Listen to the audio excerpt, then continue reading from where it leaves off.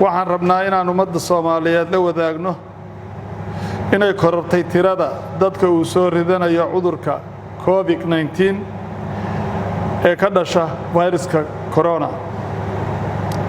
ilaa hadda waxaa gudaha dalkeena ku geeriyooday 2 muwaadin oo Soomaali ah waxaana u jiifay in ka badan 20 qofood.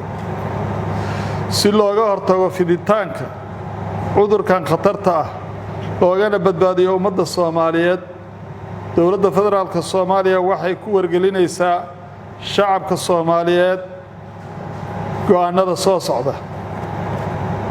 1. in laga bilaabo Arbacada soo socota Abriil 15 2020 in magaalada Muqdisho lagu soo rogayo bandow ka bilaabanaya 8 fiidnimo kuna eg 5 subaxnimo.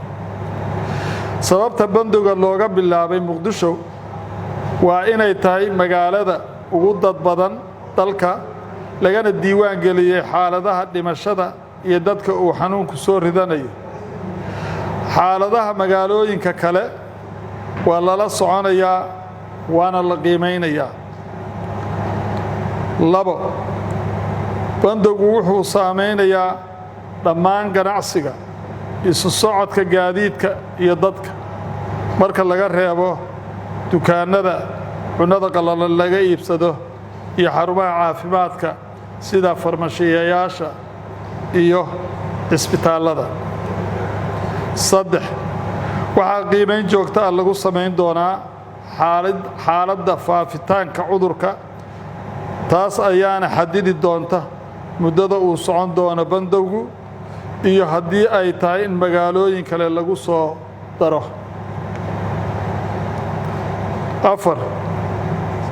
si aan dadkeena uga badbaadino cudurkan khatarta ah waxaa laga codsanayaa ummadda Soomaaliyeed oo dhan inay bandowga u hoggaansamaan. 5. ciidamada qaranka waxaa la amrayaa inay dadka xanuunsanaya ee xaaladaha degdega ah la soo gudboonaato ay u fududeeyaan gaaritaanka goobaha caafimaad si ay u helaan daryeelka ay u baahan yihiin. 6.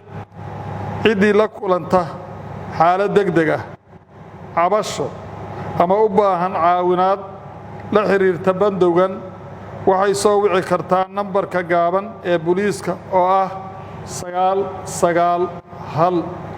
ilaahay subxaanahu wa tacaala waxaan ka baryaynaa inuu dalkeena iyo dadkeena ka dulqaado cudurkan.